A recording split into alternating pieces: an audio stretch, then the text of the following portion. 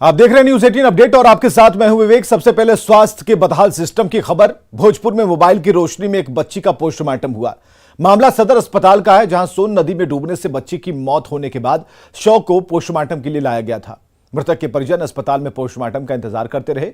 3 घंटे बाद doctor postmortem के लिए पहुंचे, लेकिन अस्पताल में बिजली ही नहीं थी और बाद में डॉक्टर ने मोबाइल की फ्लैश लाइट में पोस्टमार्टम किया। पोस्टमार्टम करने वाले डॉक्टर का कहना है कि कई बार मैनेजमेंट को बिजली नहीं होने की खबर दी गई, लेकिन कोई सुनवाई नहीं हुई और मामला सामने आने के बाद डीएम ने सिविल सर्जन को जांच का आदेश दे दिया है।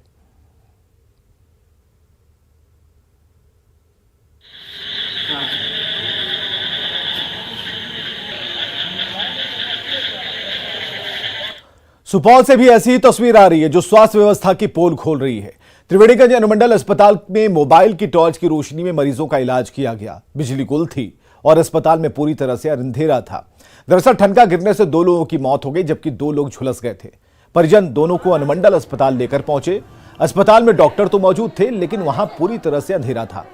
कमरे में लोगों की भीड़ से स्थिति और खराब थी और ऐसे में डॉक्टर से ने अपनी मोबाइल के टॉर्च को ऑन किया और मरीज का इलाज शुरू किया।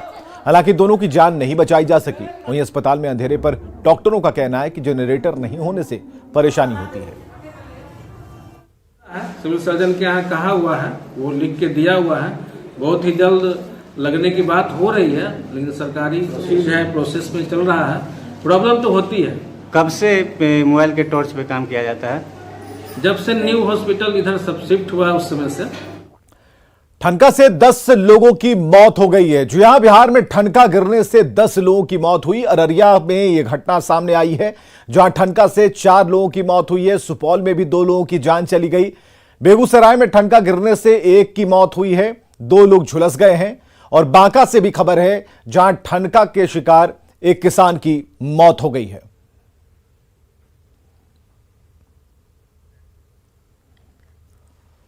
छपरा के भगवानपुर में एक घर में घुसकर लोगों ने हंगामा किया। घर के लोगों से मारपीट की। स्थानीय लोगों का आरोप है कि मोहल्ले में सेक्स रैकेट चलता है और इसका विरोध करने पर घर में घुसकर मारपीट की गई, जिनका इलाज सदर अस्पताल में चल रहा है। स्थानीय लोगों का कहना है कि एक मकान में संदिग्ध लोगों का आना जाना है, जिससे सभी परेशान हैं। इसी का विरोध करने पर मारपीट की गई। लोगों ने एक युवक और युवती को हिरासत में लिया है। पूछताछ जारी है। भी आया, आप लोग देख रहे कि क्या क्या हुआ। यहाँ पे रोज 10 लड़का आते हैं, 2-4 लेडीज भी आती है। क्या इसकी सूचना पहले पुलिस को दी गई थी? हाँ, दी गई थी पुलिस को। टाइगर मोबाइल वाला भी आते हैं, यही लोग बुलाती है। जब हम लोग से रोज झगड़ा होते हैं इसके मैटर में, तो टाइगर पुलिस वालों को बुलाते हैं, तो वो लोग को क्या बताएं, पकड़ा देते होंगे। हम देखे नहीं आँख से, लेकिन मेरे ख्याल से मैं अंदाजा लगाती हूँ कि वो लोग को घूस देके भगा देते। रांची को दहलाने की साजिश फिर नाकाम हो गई और रांची पुलिस ने समय रहते पुंदाग की ऑटो दुकान पर छापेमारी कर 2 बम बरामद किया। इस मामले में अब तक 3 अपराधी पकड़े गए हैं। झारखंड जगुआर और बीडीडीएस ने बम को डिस्पोज कर दिया। रांची पुलिस के मुताबिक ये बम बेहद खतरनाक थे, जिसमें कई स्प्लिंटर्स ठूसे गए थे। बम फटता तो कई जाने जा सकती थीं। जिस जगह पर बम को डिस्पोज किया गया, वहां बड़ा गड्ढा हो गया। रांची पुलिस ने गिरफ्तार अपराधियों से पूछताछ में जल्द ही साजिश का खुलासा होने का दावा किया है।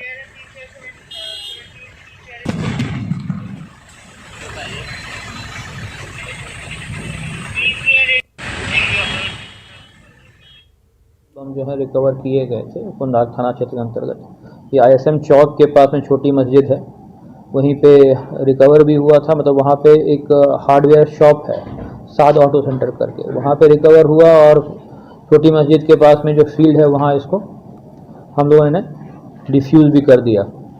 इसमें से 3 लोगों की गिरफ्तारी हुई है, जो कि वहीं के रहने वाले हैं। एक का नाम असद नयाब है, दूसरे का नाम परवेज अंसारी और तीसरे का नाम खुर्शीद अंसारी। मुजफ्फरपुर में अपराधियों ने बैंक से दिन दहाड़े 15 लाख रुपए लूट लिए। घटना सदर थाना क्षेत्र के गोबरसही इलाके की है, जहां हथियार से लैस अपराधी बैंक में पहुंचे और रुपए लूटकर फरार हो गए। पुलिस को इस मामले में अब तक कोई सुराग हाथ नहीं लगा है।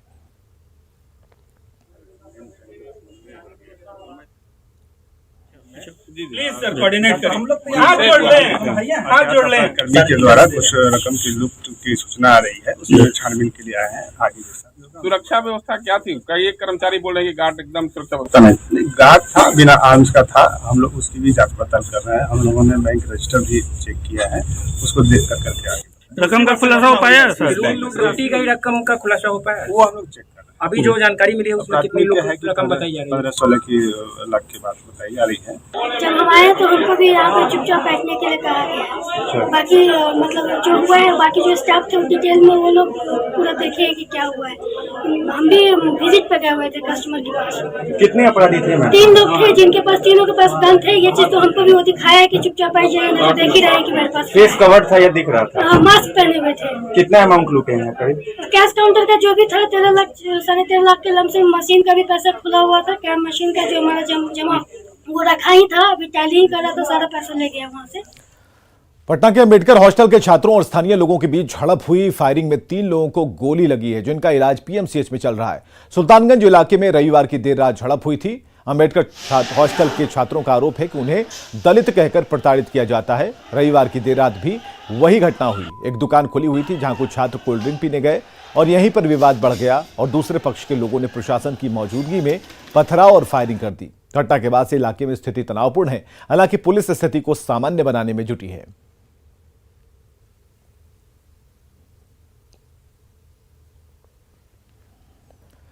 धनबाद में राइफल से धाए धाए फायरिंग करते हुए एक युवक का वीडियो वायरल हो रहा है। इसे देखकर ऐसा लगता है कि मानो लोगों में पुलिस और कानून का डर नहीं है। वायरल वीडियो में फायरिंग करने वाला शख्स खुद अपना वीडियो बनवा रहा है और बताया जा रहा है कि फायरिंग करने वाला शख्स सिंह मेंशन का समर्थक है और जनता मजदूर संघ का प्रतिनिधि है। और वीडियो में दिख रहा है कि राइफल वैध है या फिर अवैध, ये अभी स्पष्ट नहीं हो पाया है। हालांकि न्यूज 18 इस वायरल वीडियो की पुष्टि नहीं कर रहा।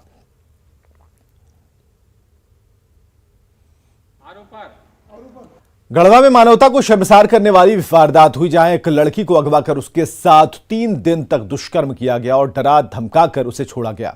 पीड़ित के आवेदन पर मोहम्मद अरशाद खान नाम के आरोपी पर एफआईआर दर्ज कराया गया है। घटना के बाद से इलाके में तनाव है। पिछले 6 सितंबर को युवती को बाइक पर अगवा कर लिया गया था।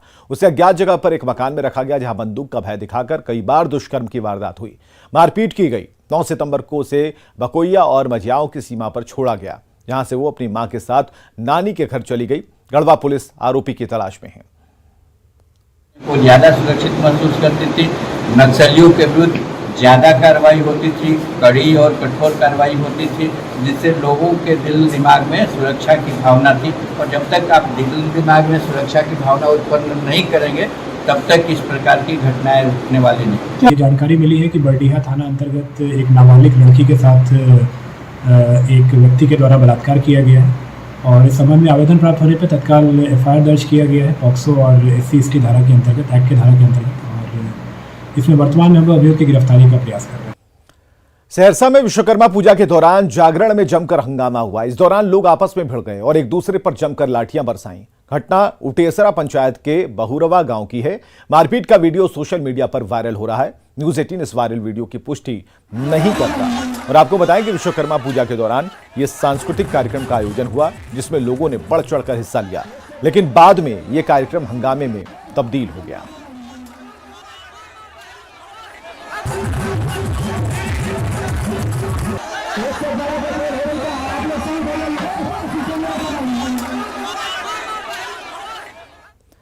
रांची में हाई स्कूल शिक्षक नियुक्ति परीक्षा 2016 का रिजल्ट विलंब जारी करने की मांग को लेकर अभ्यर्थियों ने झारखंड मंत्रालय के बाहर विरोध प्रदर्शन किया है। अभ्यर्थियों ने 2 अगस्त 2022 को इस मामले में सुप्रीम कोर्ट के जजमेंट को लागू करने की मांग की और बताया कि रघुवर दास सरकार के कार्यकाल में नियोजन नीति बनी थी और उसी वक्त ये मामला लंबित है। मुख्यमंत्री से लेकर सभी अधिकारियों से फरियाद लगा चुके हैं, लेकिन कोई सुनने वाला नहीं है। बड़ा अच्छा इंग्लिश बोल रहे हैं। जो नियोजन नीति थी वो 11-13 में डिवाइड था, जिसके कारण ये नहीं हो पा रहा था। अब सुप्रीम कोर्ट ने आदेश दे दिया है कि अब जिला वाइज नहीं होगा, स्टेट वाइज होगा मेरिट। अब सुप्रीम कोर्ट का आदेश 2 अगस्त को आया है सर, 1.5 महीना हो गया और हम लोग हर मिनिस्टर के पास गए, इतना तक कि सीएम के पास भी हम लोग गए 12 सितंबर को। उन्होंने बोला कि हम आदेश दे दिए हैं। अब हम लोग जेसीसी गए, जेसीसी वाले बोले कि रिजल्ट तो हम तैयार कर दिए हैं, हमको कोई लिखित आदेश नहीं आ रहा है। अब हमको ये समझ में नहीं आ रहा है कि आदेश देगा कौन। भागलपुर के गंगा का जलस्तर घटने के साथ साथ तेजी से कटाव भी शुरू हो गया। सबौर प्रखंड के इंग्लिश गांव में कटाव इतना तेज है कि लोगों को अपना घर खाली करने का समय नहीं मिल पा रहा, लिहाजा घर के साथ कीमती सामान भी कटाव की भेंट चढ़ गए। बताया जा रहा है कि इंग्लिश गांव के 2 दर्जन से अधिक घर गंगा में समा चुके हैं। सैकड़ों लोग बेघर हो चुके हैं। कटाव की स्थिति इतनी भयावह है कि लोग दहशत में हैं।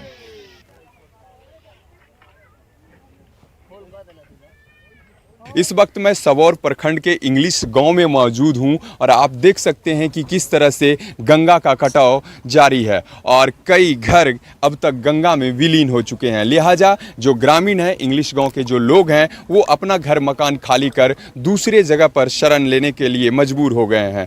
स्थानीय जनप्रतिनिधि और प्रशासन की ओर से अब तक कोई भी राहत बचाव कार्य शुरू नहीं किया गया है और लोग डर के साए में जी रहे हैं। छोटे बाल बच्चा छै की खेते, घरों में कुछ नहीं छै, एको कट्ठा जमीन जगह कुछ नहीं छै, केना खमेबे खेबै? घरों में राशन दो, खाए ला जमीन जगह दो, रही ला घर द्वार दो। भूखे हैं पूरा बाल बच्चा सब। भूखे हैं अभी तक? हाँ भूखे हैं। क्यों भूखे हैं? घर कट गया, सामान नहीं है, सब गंगा जी में चल गया, कोई देखने वाला नहीं है, न मुखिया न कोई नहीं आया अभी तक देखने। रोड पे रह रहे हैं, चट्टी बिछा के रह रहे हैं। कटाव से कहीं ना कहीं ग्रामीणों में भय का माहौल है। लोग डर के साए में जिंदगी जी रहे हैं और अगर समय रहते ही बचाव कार्य शुरू नहीं किया गया तो जो इंग्लिश गांव है इस पर खतरा मंडरा जाएगा और जो इंग्लिश गांव का अस्तित्व है वो पूरा गंगा में ही विलीन हो जाएगा। विकास कुमार सिंह, न्यूज़ 18, भागलपुर। जामताड़ा के महुला जंगल में 1 साल पहले बनाया गया कच्चा चेक डैम हल्की बारिश में ध्वस्त हो गया। चेक डैम के गिरते ही डैम में जमा पानी जंगल में फैल गया और 1 साल के भीतर इस तरह से डैम के ध्वस्त होने से इसकी गुणवत्ता पर सवाल खड़े होने लगे। स्थानीय लोगों ने विभाग पर घटिया काम करने और लूट खसोट करने का आरोप लगाया है। वहीं इस संबंध में जब जिले के डीएफओ से संपर्क करने की कोशिश की गई तो उन्होंने फोन ही नहीं उठाया। क्या बोलेंगे, पैसा का लूट खसोट किया गया है। सही ढंग से अगर बनाता नहीं तोड़ता। 1 साल में मान लीजिए 20-21 का स्कीम है और 1 साल नहीं गया है, 1 साल में ही टूट गया है। लगातार हो रही बारिश की वजह से गोपालगंज के दरवा बैरम गांव में बना रेलवे अंडरपास लोगों के लिए मुसीबत बन गया है। इस रेलवे अंडरपास में आम दिनों में भी पानी भरा रहता है। लोगों को 4 से 5 किलोमीटर घूमकर जिला मुख्यालय जाना पड़ता है और ऐसे में अगर कोई बीमार हो जाए तो और परेशानियां बढ़ जाती हैं। खासतौर पर बारिश के मौसम में इस अंडरपास में 3 से 4 फीट पानी भर जाता है, जिसके कारण वाहनों का प्रवेश कर पाना मुश्किल होता है।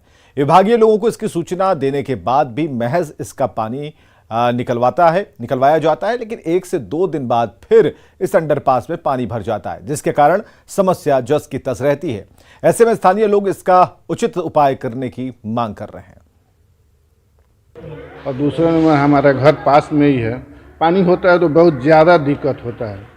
यानी कि दूसरे तरफ से आने के लिए 5 किलोमीटर घूम के गोपालगंज जाना पड़ता है। कब से समस्या हो गई? अभी लगभग 1 महीना से हो गया जब से बारिश शुरू हुआ है। रेलवे अंडरपास के नीचे है, ये रेलवे थावे से कप्तानगंज वाला रेलवे है।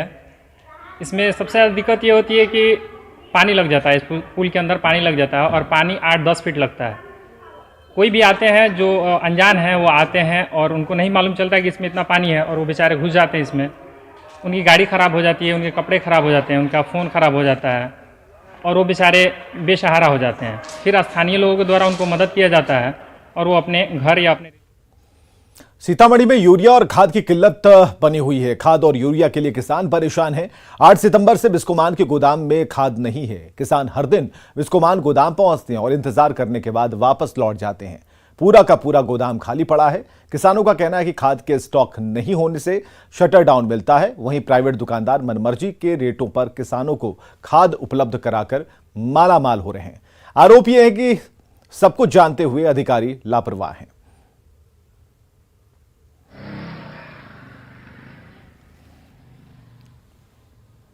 यूरिया जो है यहाँ जो अलॉट हुआ था 2500 बैग, इस महीने में लगभग 4 तारीख को आया था, उसका वितरण कर दिया गया है। 8 तारीख को हम लोग यूरिया का लास्ट स्टॉक बांट करके इस समाप्त हो गया। उसके बाद अभी यूरिया आया नहीं है। क्या किसान आते हैं लौट जाते हैं? जी, किसान तो डेली आते हैं, सैकड़ों के संख्या में किसान यहाँ पे आते हैं, लेकिन वापस चले जाते हैं। रांची में दशहरा और रावण वध की तैयारियां तेज हो गई हैं। इस बार 50 फीट ऊंचा रावण का ढांचा तैयार हो रहा है और इसकी तैयारी के लिए कई कारीगर दिन रात जुटे हैं। मौके का जायजा लिया न्यूज़ 18 संवाददाता रूपाली त्रिपाठी ने। 9 दिनों के नवरात्रि के बाद बड़ी धूमधाम से रांची शहर में विजयदशमी मनाया जाता है, जहां पर रावण और रावण की बुराइयों को भस्म किया जाता है। ठीक मेरे सामने ये तस्वीर है जहां पर 50 फीट ऊंचा जो है वो रावण का ढांचा तैयार किया जा रहा है। ये जो है केवल वो रावण का गला है और उसके पीछे जो आप देखेंगे कारीगरी की गई है वो रावण का हाथ है, गला है, वो हिस्सा जो है वो तैयार किया जा रहा है। बता दें कि 2 साल के बाद दुर्गा पूजा बड़ी धूमधाम से मनाया जाएगा, जहां पर बाहर के राज्यों से कारीगर आए हैं और इस तैयारी में जुट गए हैं। कितना ऊंचा है, क्या खासियत है? ये जगह 50 फीट का रावण बन रहा है, कुंभकर्ण 40-42 गो है, मेघनाथ कुंभकर्ण ये जब बनेंगे। पटाखों का क्या आइडिया देंगे? पटाखा वो सब लगता है विजयदशमी के दिन लग जाता है। हाँ। कितने कैसे पटाखे? सब पटाखा बॉडी में रहता है, मुड़ी में रहता है, हाथ में रहता है, घंघरा में रहता है, सब रहता है। आप लोगों में थोड़ा बहुत खुशी है देखकर? हाँ, 2 साल के बाद आया तो खुशी लग रहा है। इसमें सब जो बन रहा है वही लगेगा, गर्दन है, मुड़ी बनेगा, उसमें फोटो रहेगा, आँख रहेगा, कान रहेगा, नाक रहेगा, यही सब रहेगा। फटाका लगेगा, यही है। पेंट होगा? हाँ, पेंट होगा, चट्टी लगेगा, कपड़ा लगेगा, उसके बाद रंग पेंट होगा। कितने दिन में तैयारी पूरी हो जाएगी? ये लमसम 5-6 दिन में हो जाएगी। लोग इस बार 2 साल के बाद अच्छे से निकल पाएंगे बिना किसी रेस्ट्रिक्शंस के, और उन्हीं के लिए मेहनत की जा रही है। विजयदशमी से लेकर नवरात्रि और दुर्गा पूजा खूब धूमधाम से राजधानी रांची मना सके इस बार, यही खुद यहाँ के कारीगरों को भी कामनाएं हैं। रूपाली त्रिपाठी, न्यूज़ 18 रांची। खबरें लगातार जानी है, बने रहिए हमारे साथ।